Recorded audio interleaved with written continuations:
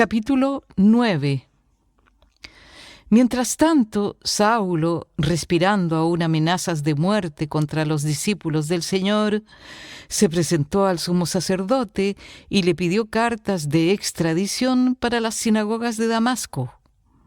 Tenía la intención de encontrar y llevarse presos a Jerusalén a todos los que pertenecieran al camino, fueran hombres o mujeres.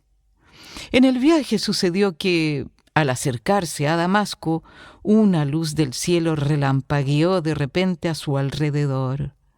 Él cayó al suelo y oyó una voz que le decía: «Saulo, Saulo, ¿por qué me persigues?»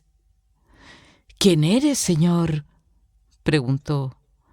«Yo soy Jesús, a quien tú persigues», le contestó la voz. «Levántate y entra en la ciudad, que allí se te dirá lo que tienes que hacer». Los hombres que viajaban con Saulo se detuvieron atónitos, porque oían la voz, pero no veían a nadie. Saulo se levantó del suelo, pero cuando abrió los ojos no podía ver, así que lo tomaron de la mano y lo llevaron a Damasco. Estuvo ciego 3 días, sin comer ni beber nada. Había en Damasco un discípulo llamado Ananías, a quien el Señor llamó en una visión. «Ananías». «Aquí estoy, Señor». «Anda, ve a la casa de Judas, en la calle llamada Derecha, y pregunta por un tal Saulo de Tarso. Está orando y ha visto en una visión a un hombre llamado Ananías que entra y pone las manos sobre él para que recobre la vista». Entonces Ananías respondió: «Señor, he oído hablar mucho de ese hombre y de todo el mal que ha causado a tus santos en Jerusalén. Y ahora lo tenemos aquí, autorizado por los jefes de los sacerdotes para llevarse presos a todos los que invocan tu nombre». «Ve», insistió el Señor, «porque ese hombre es mi instrumento, escogido para dar a conocer mi nombre tanto a las naciones y a sus reyes como al pueblo de Israel. Yo le mostraré cuánto tendrá que padecer por mi nombre». Ananías se fue y, cuando llegó a la casa, le impuso las manos a Saulo y le dijo: «Hermano Saulo, el Señor Jesús, que se te apareció en el camino, me ha enviado para que recobres la vista y seas lleno del Espíritu Santo». Al instante cayó de los ojos de Saulo algo como escamas y recobró la vista. Se levantó y fue bautizado, y habiendo comido recobró las fuerzas. Saulo pasó varios días con los discípulos que estaban en Damasco, y enseguida se dedicó a predicar en las sinagogas, afirmando que Jesús es el Hijo de Dios. Todos los que le oían quedaban asombrados y preguntaban: ¿no es este el que en Jerusalén perseguía a muerte a los que invocan ese nombre? ¿Y no ha venido aquí para llevárselos presos y entregarlos a los jefes de los sacerdotes? Pero Saulo cobraba cada vez más fuerza y confundía a los judíos que vivían en Damasco, demostrándoles que Jesús es el Mesías. Después de muchos días, los judíos se pusieron de acuerdo para hacerlo desaparecer. Pero Saulo se enteró de sus maquinaciones. Día y noche vigilaban de cerca las puertas de la ciudad con el fin de eliminarlo. Pero sus discípulos se lo llevaron de noche y lo bajaron en un canasto por una abertura en la muralla.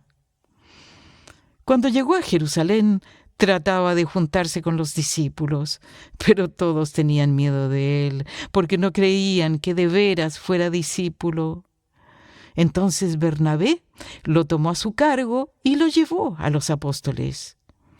Saulo les describió en detalle cómo en el camino había visto al Señor, el cual le había hablado, y cómo en Damasco había predicado con libertad en el nombre de Jesús. Así que se quedó con ellos y andaba por todas partes en Jerusalén, hablando abiertamente en el nombre del Señor. Conversaba y discutía con los judíos de habla griega, pero ellos se proponían eliminarlo. Cuando se enteraron de ello, los hermanos se lo llevaron a Cesarea y de allí lo mandaron a Tarso.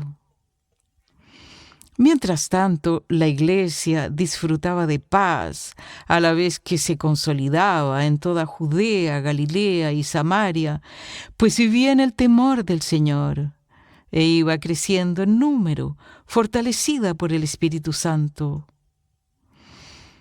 Pedro, que estaba recorriendo toda la región, fue también a visitar a los santos que vivían en Lida. Allí encontró a un paralítico llamado Eneas, que llevaba 8 años en cama.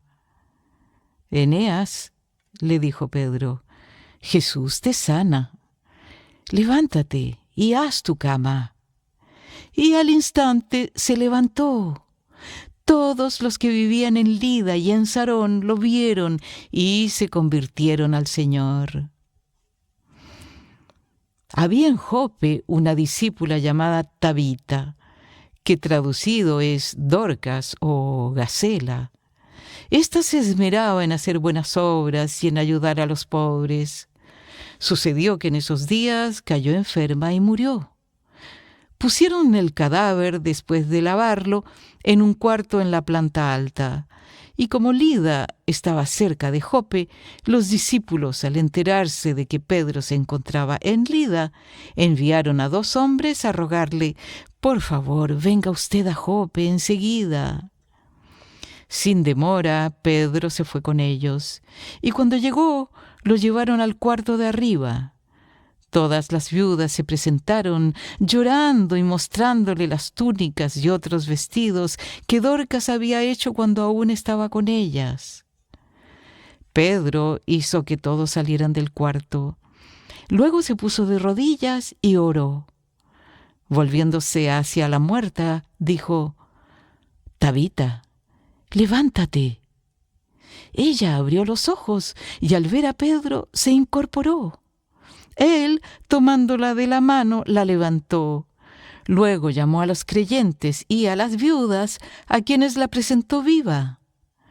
La noticia se difundió por todo Jope y muchos creyeron en el Señor. Pedro se quedó en Jope un buen tiempo, en casa de un tal Simón que era curtidor.